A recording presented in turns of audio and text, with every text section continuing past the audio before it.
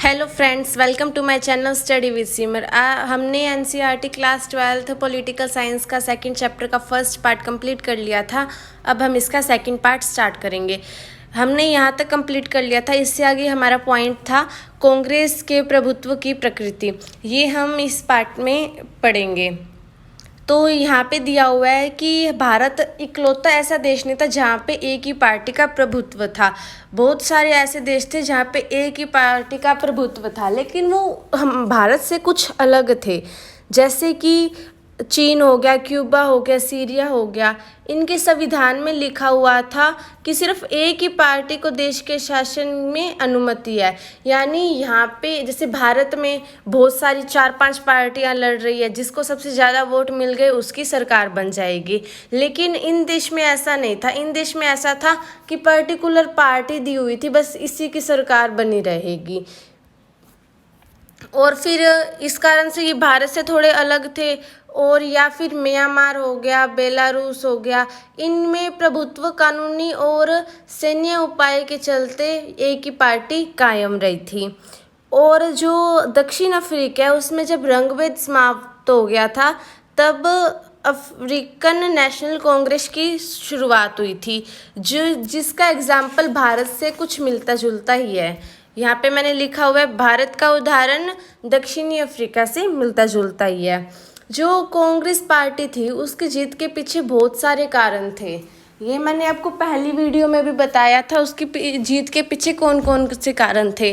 पहली बात तो ये थी कि ये आज़ादी से बहुत पहले की बनी हुई थी। दूसरी पार्टी आज़ादी के आसपास बनी थी या फिर आज़ाद होने के बाद में बनी थी।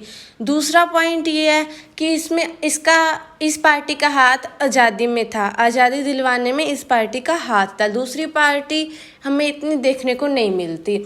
और तीसरी बात ये थी कि ये सुसंगठित पार्टी थी। और चौथी बात ये थी कि ये पूरे देश में फैली हुई थी, जबकि जो दूसरी पार्टी थी वो थोड़े से इलाके तक ही फैली हुई थी। इस कारण से ये अव्वल और इकलौती पार्टी थी और इसे जीत हासिल हुई। अब नेक्स्ट पॉइंट दिया हुआ है कांग्रेस एक सामाजिक और विचारात्मक संगठन के रूप में। तो हम सभी जानते हैं और हमने पढ़ा भी है बहुत पहले तक कि जो कांग्रेस की स्थापना हुई थी वो 1885 में हुई थी ए.ओ. ह्यूम द्वारा। इसमें ए.ओ. ह्यूम नहीं दिया हुआ है, सिर्फ ये दिया हुआ है कि 1885 में भारतीय राष्ट्रीय कांग्रेस की स्थापना हुई थी। पहले तो ये नव शिक्षित, कामकाजी और व्यापारिक वर्ग का एक हित समूह था। पहले ये एक राजनीतिक दल नहीं था, राजनीतिक पार्टी नहीं थी। ये राजनीतिक पार्टी बाद में बनी थी, लेकिन पहले ये जो कामकाजी और व्यावसायिक वर्ग के लोग हैं उनका एक समूह था। बाद में क्या हुआ, 20वीं सदी में इसमें जन आंदोलन का रूप ले लिया और उसके बाद में ये राजनीतिक पार्टी बनना स्टार्ट हो गई थी। और पहले इसमें अमीर वर्ग के लोग थे, शहर में रहने वाले लोग थे। लेकिन बाद में क्या हुआ, इसमें हर वर्ग के, हर जाति के, हर व्यवसाय से जुड़े हुए लोग शामिल होने लगे। जैसे यहाँ पे किसान भी था इसमें शामिल और उद्योगपति भी इसमें शामिल था। शहर में रहने वाले लोग भी इसमें शामिल थे और गांव में रहने वाले लोग भी इसमें शामिल थे। मजदूर भी था इसमें और मालिक भी था। निम्न वर्ग, मध्यम वर्ग, उच्च वर्ग, हर वर्ग के लोग इसमें शामिल हो गए थे। इस कारण से इसकी पकड़ और भी ज़्यादा मजबूत हो गई। और इसमें हर पंथ को मानने वाले लोग थे। जैसे कि यहाँ इसमें क्रांतिकारी भी थे और शांतिवादी भी थे, और गर्मपंथी, नरमपंथी, दक्षिणपंथी, वामपंथी, ये सभी वर्ग के लोग इसमें शामिल थे। और जो हमारा नेक्स्ट पॉइंट आता है वो आता है गुट में तालमेल और सहनशीलता। अब इसमें हम पढ़ेंगे कि ये कोई भी व्यक्ति आता तो जो वो कांग्रेस थी उसे अपने गुट में शामिल कर लेती थी। पहली बात तो ये आती है। दूसरी बात ये आती है कि यदि कोई विपक्ष कोई बात कहता था तो कांग्रेस की विचारधारा और कार्यक्रम में उसे तुरंत जगह मिल जाती थी। यदि कोई भी व्यक्ति कोई भी विभिन्न पक्ष का बात कहता था तो कांग्रेस की विचारधारा में उसे तुरंत जगह मिल जाती थी। दूसरी बात ये थी। और तीसरी बात ये थी कि इसमें जो गुट बने हुए थे, यानी पार्टी के अंदर जो बहुत सारे समूह होते हैं उसे गुट कहा गया है यहाँ पे। यहाँ पे लिखा हुआ है पार्टी के अंदर मौजूद विभिन्न समूह गुट कहलाते थे, यानी एक ही पार्टी के अंदर जो पार्ट्स बन जाते हैं उसे गुट कहा गया है। यहाँ पे इस गुट के अंदर यदि किसी को जगह नहीं मिलती, अगर कोई ना खुश होता था तो भी वो इस पार्टी को छोड़ता नहीं था, क्योंकि वो इसके अंदर बना रहता था और ये सोचता था कि इसी के अंदर बने रहने में मेरी भलाई है। अगर वो नाखुश भी होता पार्टी से तो वो पार्टी से बाहर नहीं जाता था, अलग नहीं जाता था, उसी के अंदर ही बना रहता था। और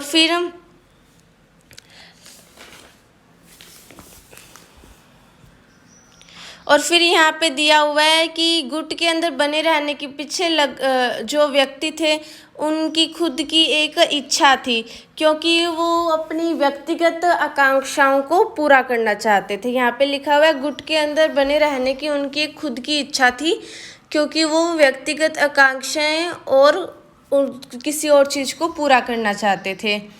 और इससे एक और चीज़ का फ़ायदा हुआ, जो अंदर कांग्रेस के अंदर ही गुट बने उसका नुकसान नहीं हुआ बल्कि उन्हें फ़ायदा हुआ।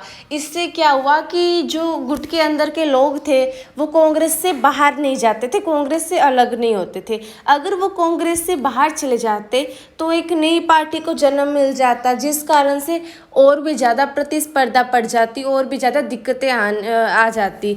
और लेकिन जो कांग्रेस के लोग थे जो उससे नाखुश थे या फिर कोई और कारण था, गुट के लोग वो उसी के अंदर बने रहने में अपना हित समझते थे।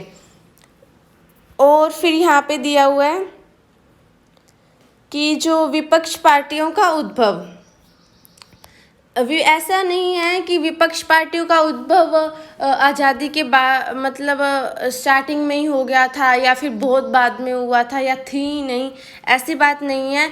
अगर हम देखें तो पहले भी जो विपक्ष की पार्टी थी वो थी, या फिर कुछ विपक्ष की पार्टी ऐसी थी जो 60 और 70 के दशक में बनी थी।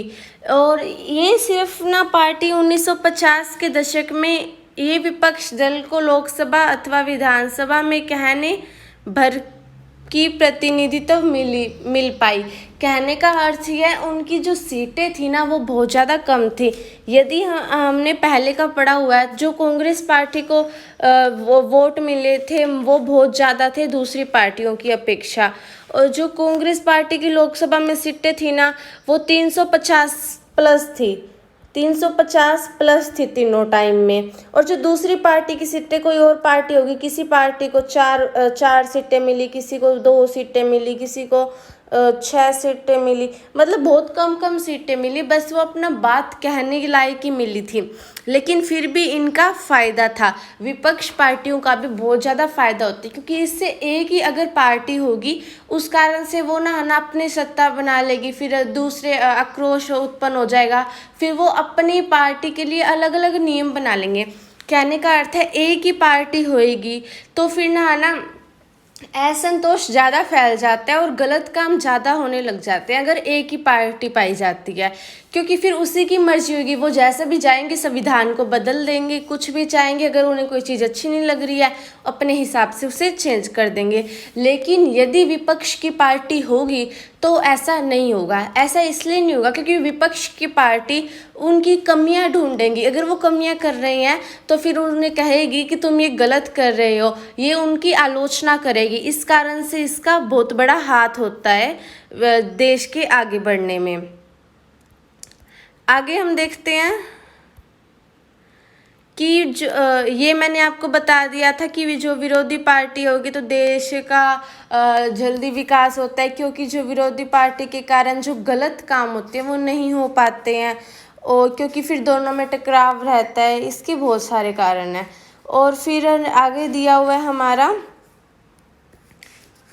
जो शुरुआत के जो टाइम था उसमें कांग्रेस पार्टी और जो विपक्ष की पार्टी है उनमें आपस में सम्मान की भावना पाई जाती थी, अच्छी भावनाएं पाई जाती थी, एक दूसरे के प्रति अच्छा सोचते थे।